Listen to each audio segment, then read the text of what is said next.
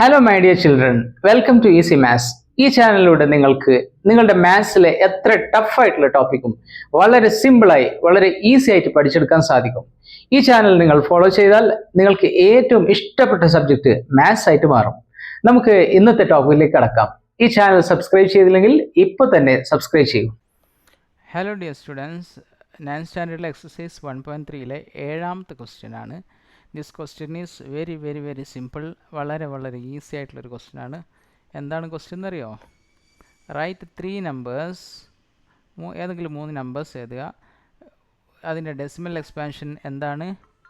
അതിൻ്റെ decimal expansion non terminating ആണ്, അതുപോലെ തന്നെ നോൺ റെക്കറിങ് ആണ്. ഓക്കെ, അതായത് ഒരു സ്ഥലത്ത് ടെർമിനേറ്റും ചെയ്യില്ല, അതുപോലെ തന്നെ എന്താണ്, ഒരു പർട്ടിക്കുലർ ബ്ലോക്ക് റിപ്പീറ്റ് ചെയ്യുകയും ചെയ്യില്ല. അങ്ങനത്തെ ഒരു 3 നമ്പർ ആണ് പറയുന്നത്.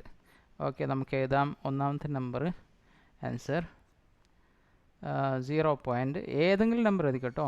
0.02 002 0002 00002. ഇവിടെ ഏതെങ്കിലും ഒരു പർട്ടിക്കുലർ ബ്ലോക്ക് റിപ്പീറ്റ് ചെയ്യുന്നുണ്ടോ? 020202 അങ്ങനെയാണോ? അല്ല. ആദ്യം ഒരു 0 ആണ്, പിന്നെ വരുന്നത് 2 0 ആണ്, പിന്നെ വരുന്നത് 3 0 ആണ് അല്ലേ? അതുകൊണ്ട് പർട്ടിക്കുലർ സ്റ്റൈൽ നമ്പർ റിപ്പീറ്റ് ചെയ്യുന്നില്ല. ഇനി അടുത്തത് നമുക്ക് എഴുതാം 0.14 114 1114 എക്സെട്ര. ഇനി അടുത്തത് ഏത് നമ്പർ എഴുതട്ടോ, അത് റിപ്പീറ്റ് ചെയ്യുന്നില്ല. ഇപ്പോൾ നിങ്ങൾ ഇങ്ങനെ എഴുതിച്ചോ 12 12 12, അത് പർട്ടിക്കുലർ നമ്പർ റിപ്പീറ്റ് ചെയ്യുന്നുണ്ട്, അപ്പോൾ അത് തെറ്റാണ്. ഓക്കെ, ഇവിടെ റിപ്പീറ്റ് ചെയ്യാനും പാടില്ല, എൻഡ് ചെയ്യാനും പാടില്ല.